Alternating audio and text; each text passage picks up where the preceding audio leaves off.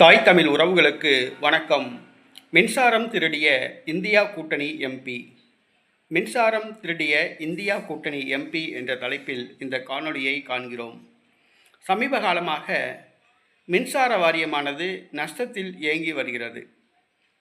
அதற்கு காரணம் அரசின் கவனக்குறைவும் அரசின் ஒத்துஊதுதலும் தான் காரணம். ஆளுங்கட்சியை சார்ந்தவர்களுக்கு தாராளமாக சலுகை மின்சாரம் திருடுவதற்கு வழங்கப்படுகிறது.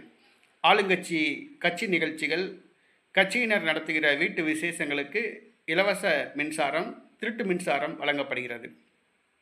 மின்சார வாரியம் நஷ்டத்தில் இயங்குவதற்கு காரணம் இதுவும் ஒன்றுதான். உத்தரப்பிரதேசத்தில் ஒரு இந்தியா கூட்டணி எம்பி மின்சாரத்தை திருடியுள்ளார்.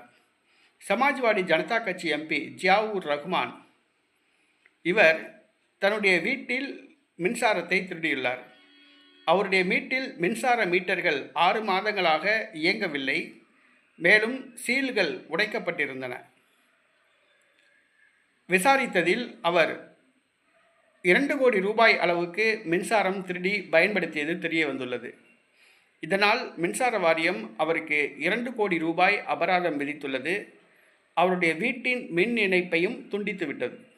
இது ரொம்ப பாராட்டுதலுக்குரிய ஒரு செயல். ஆளுங்கட்சிக்காரன் திருடினா கூட பரவாயில்ல, எதிர்கட்சிக்காரன் சமாஜ்வாடி ஜனதா கட்சி 2 கோடி ரூபாய் அளவுக்கு மின்சாரத்தை திருடியிருக்கான். அவ்வளோ திருடி அவன் என்ன பண்ணானே தெரில. ஒரு மக்களவை உறுப்பினர், ஒரு பாராளுமன்ற உறுப்பினரே மின்சாரத்தை திருடினா அப்படின்னா அப்போ பொதுமக்கள் மின்சாரத்தை திருடாமல் என்ன செய்வாங்க? மக்களுக்கு முன்மாதிரியாக இருக்க வேண்டிய ஒரு பாராளுமன்ற உறுப்பினரே, அதுவும் இந்தியா கூட்டணி எம்பி பாராளுமன்றத்தை திருடினா இந்தியா எப்படி முன்னேறும்?